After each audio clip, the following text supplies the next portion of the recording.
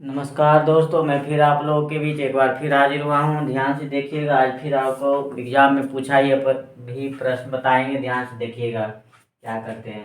कहता है पी किसी आयत ए बी सी डी के अंदर स्थित एक बिंदु है। देखिए ये आयत बना दिए ए बी सी डी। इसके अंदर स्थित कोई क्या है, बिंदु पी है। इसके अंदर पी बिंदु बना दी। यदि पी ए यानी पी ए बराबर कितना दिया हुआ 27, और कहता है पी बी यानी ये कितना दिया हुआ है 21, और कहता है पी सी बराबर 6।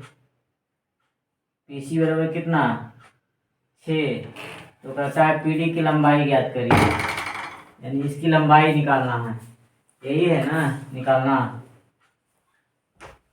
इसकी लंबाई निकालना है। तो देखिए क्या करते हैं।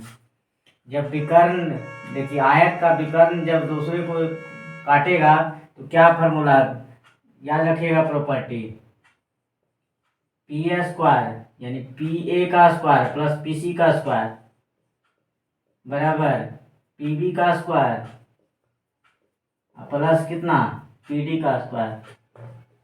रखेंगे कि नहीं रखेंगे, इसी पर बैठा दीजिए। तो पी ए का मतलब हो गया कितना 27 का स्क्वायर, पी सी मतलब 6 का स्क्वायर बराबर पी बी कितना हो गया 21 का स्क्वायर प्लस पी डी कितना होगा 6 का स्क्वायर हो जाएगा। पी डी निकालना है ना, पी डी क्या करना है, पी डी देखिए निकालना है। पी डी को मान लिया कितना एक्स का स्क्वायर। चलिए तो 27 का स्क्वायर कितना हो जाएगा 529 प्लस 36 इसमें जोड़ दीजिए, कितना आ जाएगा 665। 665 ना होगा, इसमें 21 का स्क्वायर घटा दीजिए,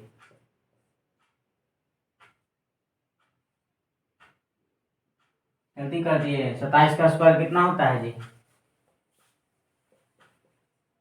729।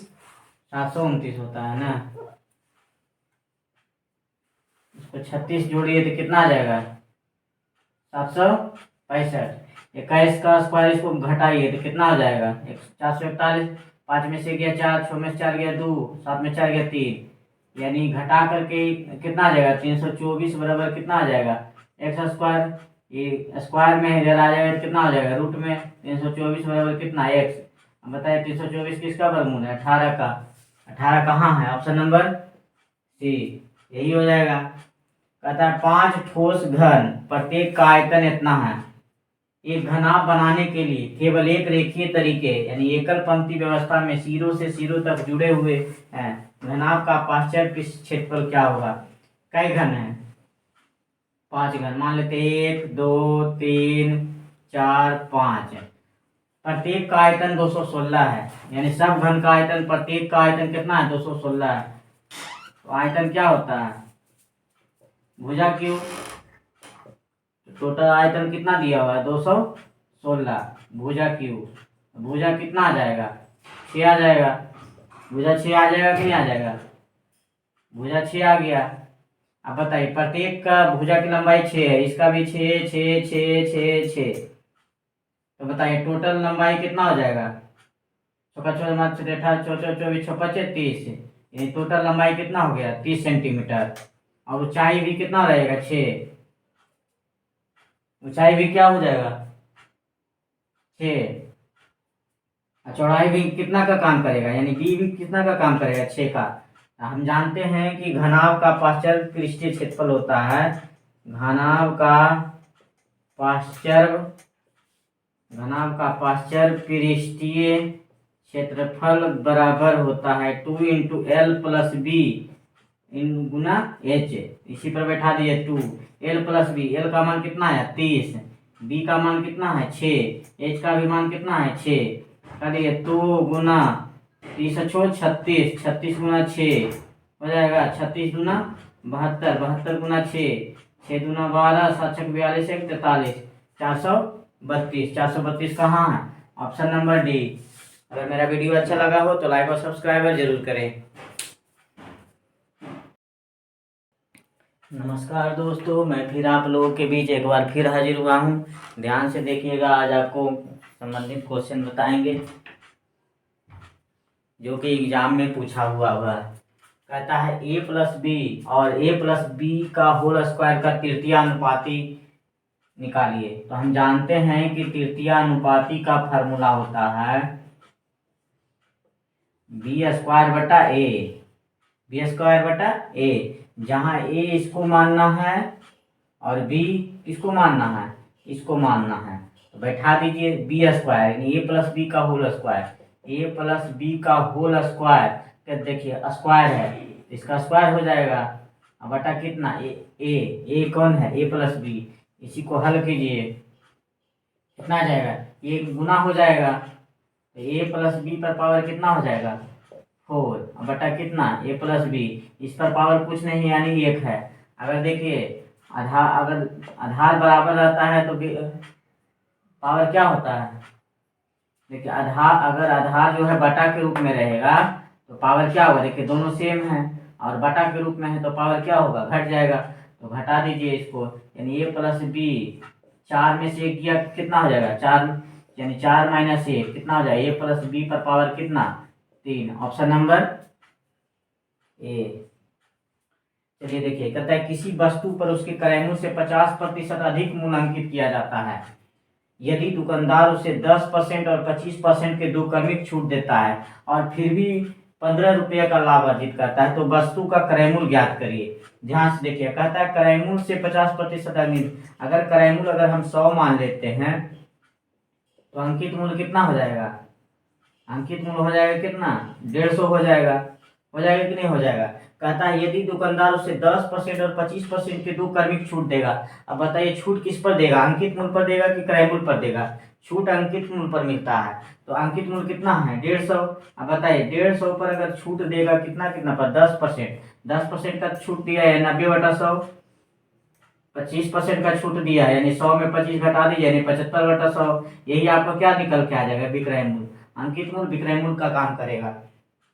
चलिए काट दीजिए 25 दिया 75, 25 400, 1 0 से 1 0, 1 0 से 1 0, 15 गुना कितना 9 तिया 27 बटा 4। अब इसको गुना करें 15 सत्ते 75 से 105 के बाकी 10, 15 30, 30 10 40/4, इसको करिएगा तो कितना आ जाएगा 101.25 आएगा इतना। बताइए क्रय मूल्य 100 रुपया है और विक्रय मूल्य इतना रुपया है तो लाभ कितना का हो जाएगा 1.25 का लाभ होगा। यहाँ देखिए कहता है फिर भी वो 15 रुपया का लाभ कमाता है, यहाँ लाभ 15 रुपया का, यहाँ लाभ देखिए 100 का क्रय मूल्य इतना में बेचा तो लाभ हो गया 1.25 का। निकालना है क्या क्रय मूल्य तो 100 से क्या करिए गुना कर दीजिए, दशमलव हटाएंगे 2 0 हो जाएगा। काटिए 25 25 25 25 से 25 चौके 100, 5 तिया 15, 4 तिया 1200 रुपया, यानी देखिए 1200 रुपया कहाँ है, ऑप्शन नंबर डी। अगर मेरा वीडियो अच्छा लगा हो तो लाइक और सब्सक्राइब जरूर करें।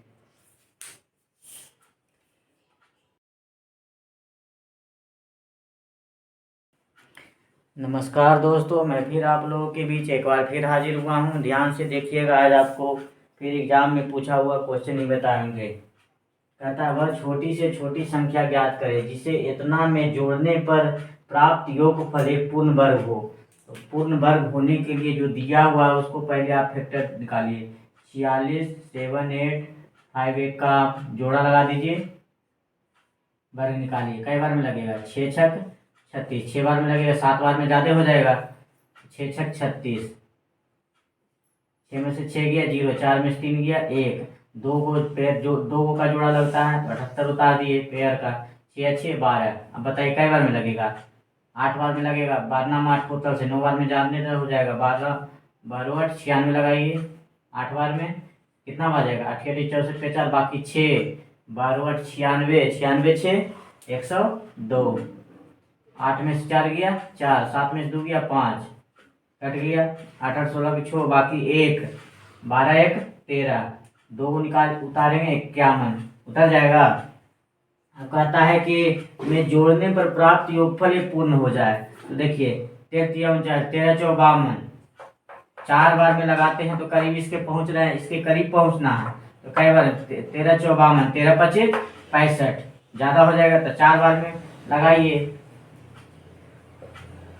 बताइए 4 4 16 के 6 बाकी एक, सोचो 24 एक, 25 के 5 बाकी 2, 13 54 2 54। बताइए 5456 में 5451 घटाएंगे तो कितना में आ जाएगा, माइनस में, इसमें इसको घटाइए तो कितना आ जाएगा, 5 आ जाएगा। आएगा कि नहीं आएगा, एक ज़्यादा लेकर के चले हैं क्योंकि छोटा से छोटा संख्या लेना था तो ना, तो क्या हम अति करेंगे 5, ऑप्शन नंबर क्या हो जाएगा 1।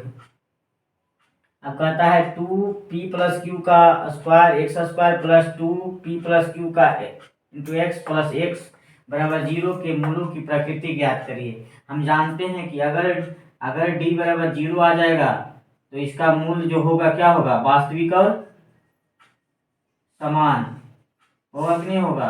अगर d अगर बड़ा आ जाएगा, अगर d बड़ा आ जाएगा तो क्या हो जाएगा, वास्तविक और असमान। अगर d 0 से छोटा आ गया तो क्या हो जाएगा, काल्पनिक हो जाएगा। मूल क्या हो जाएगा, काल्पनिक। क्या हो जाएगा, काल्पनिक। तो चलिए इसको मान लेते हैं क्या, a, x के साथ गुणांक, इसको क्या मान लेते हैं, यहाँ इतना को क्या मान लेते हैं b, इसको क्या मान लेते हैं c।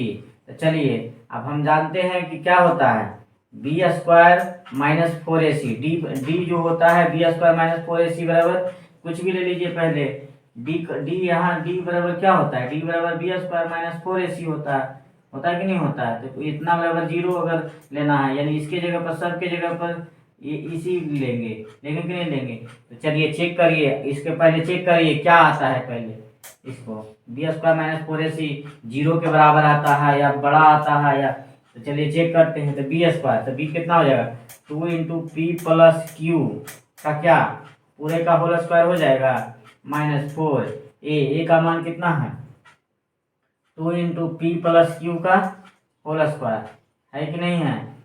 चलिए सी का मान कितना है, एक रख दिए, इसी को हल करिए तो बताइए 2 का स्क्वायर 2 दूना 4, इसको लिख दिए पी प्लस क्यू का होल स्क्वायर लिख सकते हैं ऐसे, इसको लिख दिए माइनस गुना कर दिए 4 दूना 8 पी प्लस क्यू का होल स्क्वायर। अब बताइए माइनस में 8 पी प्लस क्यू है, यहाँ प्लस में है 4 प्लस पी का होल स्क्वायर, तो माइनस में बचेगा 4 इंटू पी प्लस क्यू का होल स्क्वायर बचेगा। अब बताइए देखिए तो ये 0 से क्या है, छोटा है क्योंकि माइनस में है, यानी डी क्या है, लेस देन 0 है। तो डी लेस देन 0 अगर आएगा तो क्या बताए थे, मूल क्या बताए थे, काल्पनिक। तो बताइए काल्पनिक कौन है, ऑप्शन नंबर सी। अगर मेरा वीडियो अच्छा लगा हो तो लाइक और सब्सक्राइब जरूर करें।